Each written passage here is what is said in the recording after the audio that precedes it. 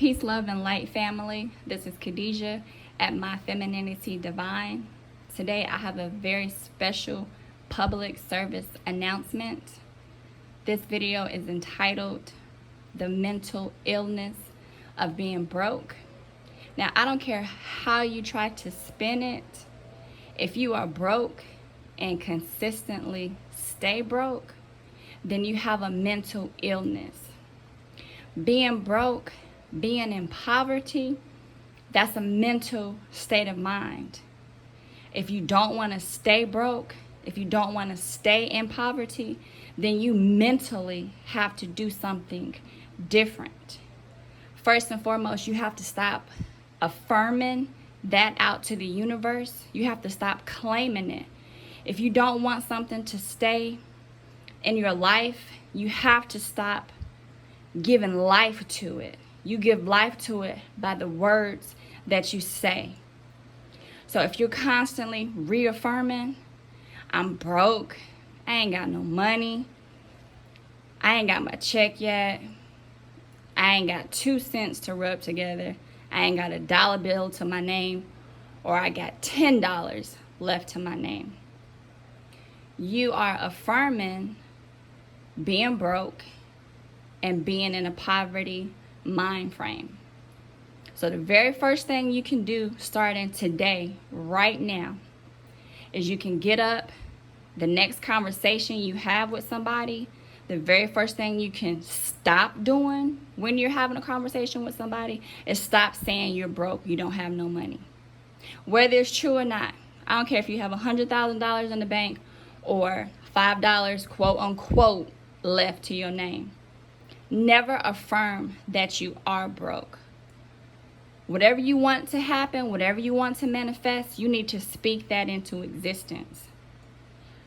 You want to start saying, I have my finances in order. Things are always working out for me. I am comfortably and easily able to maintain all of my financial responsibilities. That's what you do verbally. Physically, if you are not working or if you only making a small amount of money at the job that you at right now, you either need to go ahead, get up, get you 2 or 3 more side hustles, figure out some type of way to get some passive income, figure out a different job that you need to work at that's gonna pay more than what you're making at the job now. It don't matter. And if you don't want to work at somebody else's job, go ahead, do what you need to do and create your own business. Start working for yourself. But if you live on planet Earth, which most of y'all who watching, I'm pretty sure you do, you can't tell me one thing on planet Earth that you can acquire for free. Now, if you know everything on this planet costs, it is your responsibility as an adult, as a parent, as a human being, to make sure you keep consistent income. There's no reason you should ever be broke. Secondly, once you have either got that second job or that extra hustle or that passive income or started that business, and okay, now you got the income coming in. Now you have to be mentally disciplined enough to know how to keep that money in your hands. You have to learn how to keep more than you actually spend out. Okay? So if your bills, if your cost of living, if it's taking up everything from one income and you can't save none, you're doing something wrong. You have to actually evaluate everything that's going on in your life and figure out how to go ahead and bring in some more, right? Okay. Now, a lot of people I know personally tell me they have such a hard time budgeting. Okay, so you basically have to go back to the drawing board.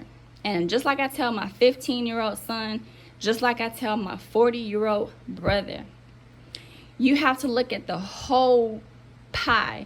Your income, you have to look at it as a whole pie. You got to cut that pie into 8 slices, 10 slices, whatever.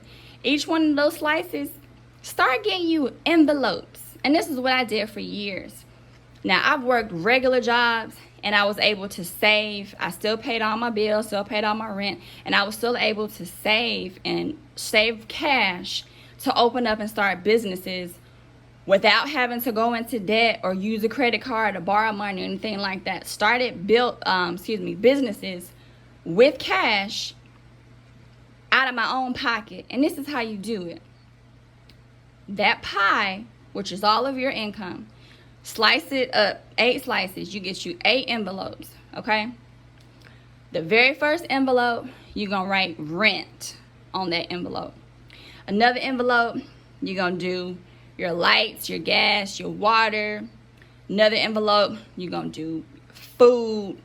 Another envelope, you're going to write car gas for the car. Another envelope is your blow money. Another envelope is your savings money. You see what I'm saying? And you never, no matter what you got going on in your life, you can do one for emergencies. You got your emergency money, okay?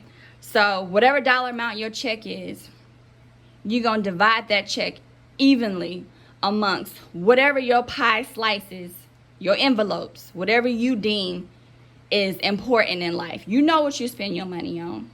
If you got a weed habit, if you got a wig habit, if you got a nail habit, if you got a Jordan's habit, all of this has to be calculated in that whole pie. And you never dip in to another of the envelopes for something else, right? And you will always have money. You will always be building the savings. You will always have emergency fund. You will always be able to get your Jordans. You will always be able to have your groceries. You will always be able to pay your rent and your bills on time, right?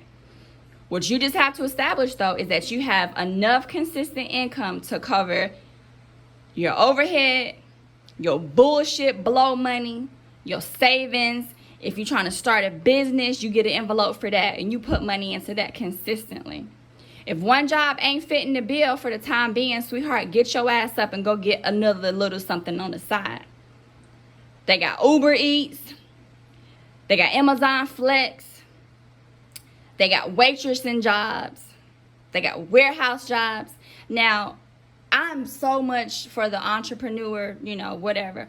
But at the same time, sometimes you're going to have some money. You're going to have, and I ain't even going to say sometimes, scratch that. You're going to have money to get started 9 times out of 10, right? So you have to stop the current trajectory of what you're putting out there, first and foremost. If it ain't working for you, stop breathing life into it, right? Stop claiming that shit. 2, get up. It's 2022. We in a technology age. It ain't no reason why you can't go out and make the exact type of income you want to have. Degree or not, experience or not. This is 2022. Everybody getting hired everywhere. People with degrees, people without degrees, working the same jobs. Okay? So you have to overcome your own self, your own mental obstacles. You know what I'm saying? We all like to say, oh, I'm a product of my environment. Oh, I had such this, and that. I didn't have the same opportunities. That's bullshit. It may have worked in the past, saying that, getting off like that. Not today. That shit is not going to fly today. Not at all. So evaluate your whole situation. And you need to ask yourself, are you gonna stay being mentally ill? If you broke, again, that is a mental illness. All you gotta do is just reevaluate your situation, do some stuff differently. And ain't no excuse. There is not any excuses. I just turned 36. I've been financially responsible for myself, my mother, my son since I was 17 years old, right? Mind you, I'm diabetic. I have a foot-long list of other health shit going on with me that I have always been dealing with, to where I'm physically fatigued, aching in pain, emotionally just fucked up. Let me give y'all an example. I was 22 years old. I had just left from living in Minnesota, decided to switch up the scene, move down to Charlotte, North Carolina. I think I just, literally, that weekend we moved, I think I just turned 22. I got my mama, I got my toddler son, I used my taxes. We bought a Greyhound bus ticket, moved down there, moved into a hotel, one of those extended stay hotels. Didn't know nobody, didn't have no job lined up, didn't have nothing but our bags and the little tax refund I had. It was what, $4,000 or some really ridiculous low amount of money, right?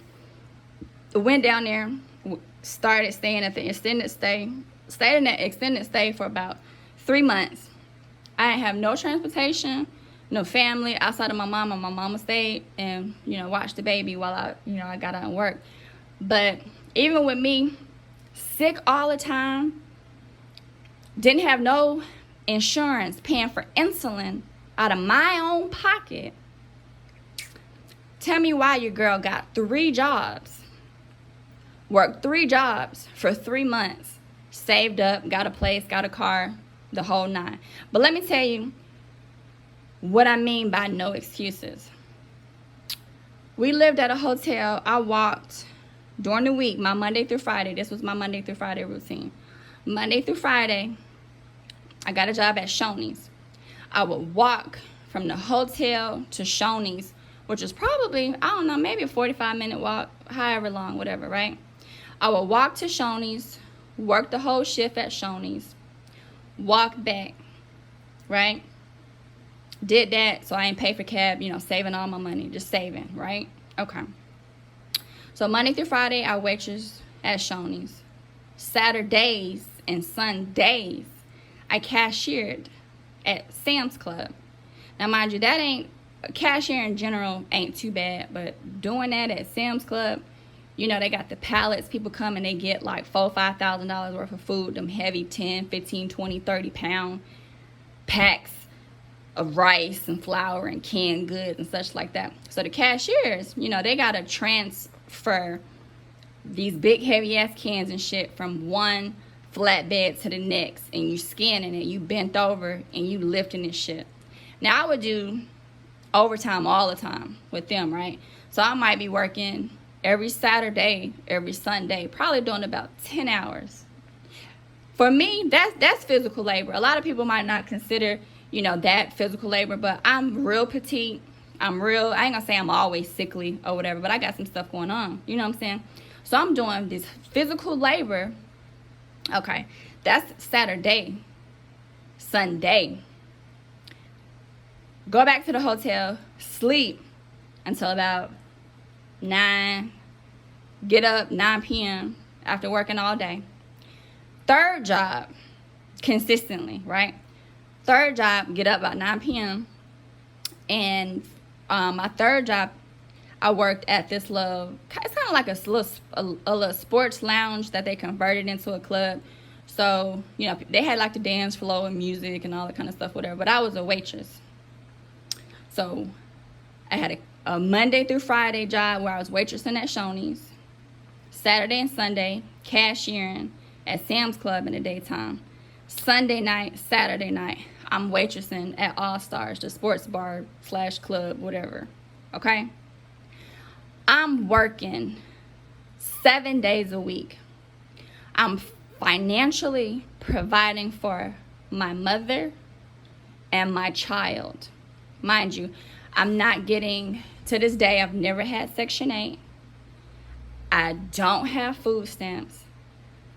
I refuse to pay to let them take insurance out of my paycheck, because that's just highway robbery and shit, because half the time you don't use it. My case is a little bit different because I have to have insulin and stuff, but even then I still choose to pay out of pocket for that. I don't let them take out for that. So I actually still pay to this day for my insulin, for my syringes, for my test strips, for my lancets to check my blood sugar and all that, everything that come with that. Okay, so I give you all of that background information just to say, if you got an excuse as to why you broke, Baby, there is no excuse. Okay? Now, budgeting and mindset and lifestyle plays a huge factor in why a lot of us stay broke. And we don't want to reinvest our money back into the communities. Like, we want to go and spend, and we want to keep up with everybody else. We want to go buy Gucci and go buy Louis and all that shit. Them motherfuckers don't give a goddamn about your black ass. And you sitting up there, oh, my nigga bought me a $3,500 bag and all this bullshit. You could have took that $3,500 and started your own business. Okay? And kept that money coming back into your pocket. That's going to benefit your children. Why we got to be so fucking stupid sometimes? And, no, I'm not even going to apologize for that statement. Because we are. Why you can't go to the black nail salon and help build her up? And she going to take that money back and spend it on her black kids. You going to go to the Asians and you going to go everywhere else and make they motherfucking asses rich. While you coming back, yeah, you got some nice nails and shit, but you ain't got groceries in the refrigerator right now. How dumb is that? You need to change your mindset. If you're going to keep your things that you just got to have, your must have, your pleasantries in life, do that shit smarter. You know what I'm saying? Like, make sure all your slices, all your envelopes is covered first. Don't dip into the light bill money to go buy that new wig. Girl, brush your hair. Brush it up, put it into a bun or some shit. Stack your money. Who benefiting off of that damn wig money? You ain't. A real easy way, let me tell you something. Somebody put me on game to this years back, and I appreciate him. It was actually my homeboy Mario. Shouts out to my homeboy Mario, if you listening. He told me this some years back. He was like, Khadeeja, he said, you get a tax return every year. And anybody, especially with kids, you probably anywhere from $4,000 to $8,000. Every year, you gonna get that tax money back. He's like, what you think people do with that money? And a lot of people do the exact same stupid ass shit. They get their taxes, they go buy some new TVs, right? As if that TV gonna feed you. As if that TV gon' keep a roof over your head. You running. You've been waiting all year to get that money. And you run. As soon as you get that check, that shit gone. You go running. You go buy your new TVs and a bunch of other bullshit that you can do without. He said, Khadeeja, take that. Just say, for example, say you got 3 kids. Say your tax return was $7,000. He said, sweetheart, take that $7,000. Don't touch it. Stack it. Just for 4 years. Now, a lot of people, grown folks, 40, 50, whatever. How many years you been getting tax returns? If you got kids, okay, that's 18 consistent years that you get in a tax return, right? Because you can claim them up until they're 18, whatever, 19 if they're at school, however the situation goes. So you got 19 consecutive years per child that you're going to get taxes, right? He said, save that up for 4 years in a row. Just do it for 4 years. 7,000 times 4, you at 28. 4 years, you ain't had to work for, so you get a tax return for working, okay. But the check itself, you ain't really had to do too much for it. It's on autopilot. Let's put it like that. You don't touch that check for 4 years. You put each one of them in it. Okay, now you got $28,000. Free and clear, $28,000. Now, a lot of people have a hard time saving $3,000, $4,000 just out of their regular money. Oh my God, it took 4 or 5 years just to try to part with $60 a paycheck to try to come up with a savings or a nest egg of $3,600. If you got discipline and actually had a goal, something that you planning and working toward, get a goal. Like, a lot of us ain't got no goals. We just here. We're just living on earth and contributing to shit and growing shit and helping society and helping community. We just here scratching our asses. Come on now, if I was earth, to be honest, and this is just way left field and stuff like that, but if I was Earth and a lot of y'all motherfuckers just sitting around the way y'all sit around, ain't contributing, ain't building up your community and any and everything else like that, I'd kick y'all asses off this bitch. Like, for real. Earth need to get that standpoint. Like, if you ain't contributing to society, you just here, I'd evict y'all asses. But that's just my 2 cents. Back to the case in point. So now you got $28,000 basically that came in on autopilot if you were a responsible person, took your ass to work, and actually got a damn tax return. Now you got $28,000. You can go reinvest. They got the tax sheriff auctions where you can actually own or get ownership to a house free and clear. Yeah, it's like in Georgia, it take about a year and some change to actually make it happen.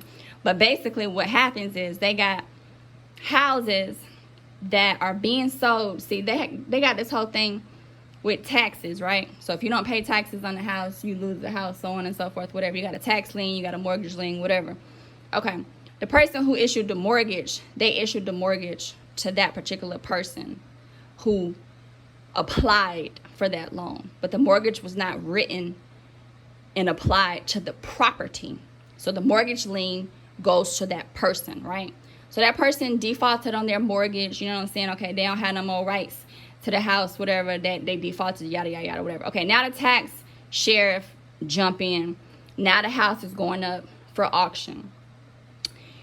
They got bidding starting at whatever the taxes is owed.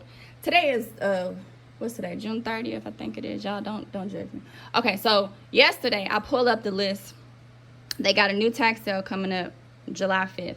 I look at the list, right? They have actual houses that only have back taxes. The lowest I seen was $47 owed in back taxes. Some of them get all the way up to like $10,000 or whatever. But what happens is you can actually go to the auction. You can bid on a property. Now, I've never been to one, but best believe I'm taking my monkey ass up there. And I'm going to bid. I'm going to, learn the process, learn all the ins and outs or whatever. But I'm just giving y'all an example of all the different hustles that's out here and available to you if you get up and research. That's all you got to do. Just get up, research, figure it out, ask a question. Ask somebody. Okay. So they start the opening bid off at whatever the past due taxes are. Okay, you win the bid. They write you a receipt. What happens, at least in Georgia, I know it's different in like Philadelphia and other states and stuff like that, whatever. But at least in Georgia, that's where I'm at. I'm in Georgia. You got to wait 12 months. They have that what they call the right of redemption. So within 12 months, the owner can come back and say, I want my house back. They got to pay you whatever you paid for them taxes, plus they got to give you 20% of that off rip, to get their house back. So if nothing else, you made 20% off your investment. If they decide they want to come back and get it, you made 20%. You got your money back. You ain't lost nothing. If you spent $3,000 on the house for the back taxes, you getting your $3,000 back plus whatever 20% is. Okay, boom. If they decide they're not going to get it back, which from what I understand, a lot of times they don't, but you still have to have that 12-month clause, the right of redemption. That's just state laws and stuff like that. Okay. Now, that goes for the mortgage company. If they want to protect their interest, they have to come back and pay the taxes to, get ownership and all that kind of stuff back, whatever. Same thing goes. Okay, cool. You saved up a little bit, or you took some of that $3,000 out of that $28,000 fund that you got saved up now. You ain't losing nothing, right? Okay. So now after 12 months in the state of Georgia plus some change, you do your filing fees and stuff to get the property reassigned in your name and, so on and so forth. There's a couple extra steps, a little bit of extra change involved in that. You get like a real estate attorney, I think, to do the filing fees, but still, you got 12 months to come up with that extra, so you really ain't coming out of pocket. You got another 12 months. If you got to pay another $2,500, you got another 12 months to acquire that money, right? So now you got your property. You can do what you want. Turn around and sell it. Sell it. 5 times what you paid for it. You paid $3,000 or $4,000 after everything else.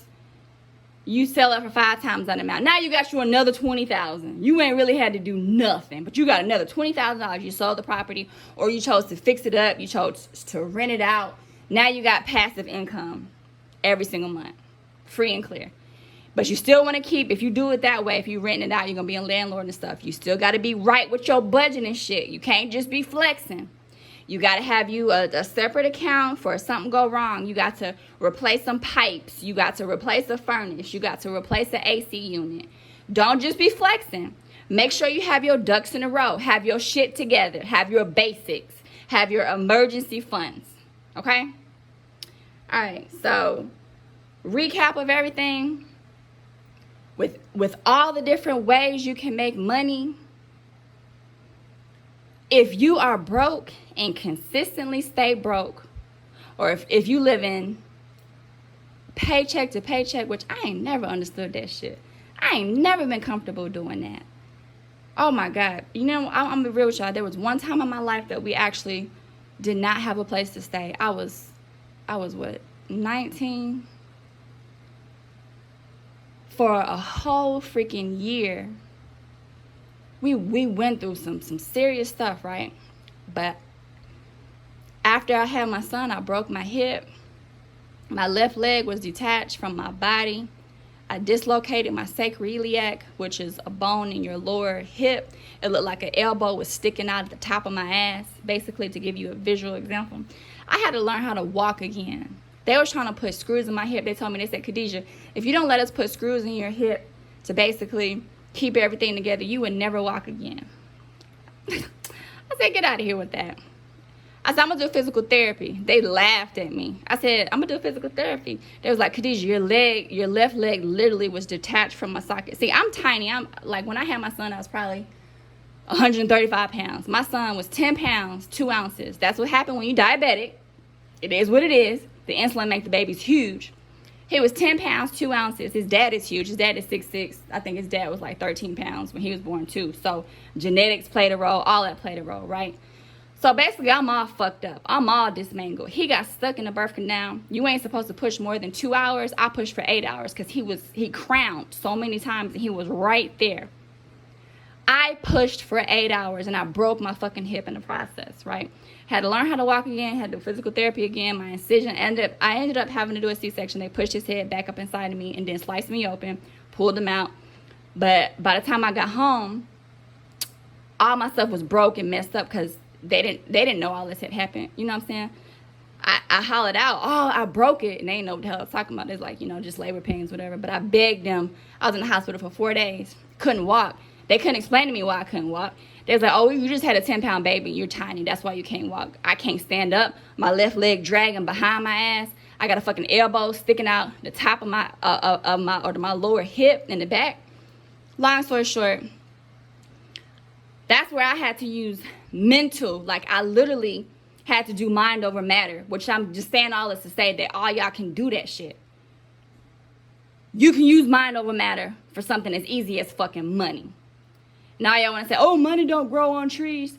You dumbass. Where the hell you think money come from? A goddamn tree, right? Paper. Change your mindset. Change your mindset. Get up. Do it. Make it happen. Ain't nobody stopping you from you. If anything ain't going your way, it's your own fault. I don't care how you would like to spin it. It's your fault. I'm not knocking you. I'm just telling you to look in the mirror. Actually see what's going on. You so quick to judge what Peter, Paul, Polly, and all them other motherfuckers doing down the street that you're not looking at what you doing. Look inside yourself. If your shit ain't lined up and doing it and rocking the way you want to go, do something different. Ain't that the definition of insanity? Doing the same shit, expecting a different outcome? Try something different. You might have to try 2, 3, 4 things before something actually work out the way you want it and get it on autopilot. Tweak that shit. Leave room for error. It's okay. Long as you keep your fallback, you keep your regular, your steady income, you don't be dipping in that shit where you ain't supposed to be dipping into it, and it gets you some extra, and you build from there. You lay one brick at a time. But the point is to lay that goddamn brick and stop saying you ain't got none. I love you enough to say that. Now I got to get my black ass to work because I got to pay my $2,000 rent. So I love y'all, and I'm going to drop another video real soon. If this added some value to your life or your situation, go ahead and hit like, hit subscribe, and share this information because we need it.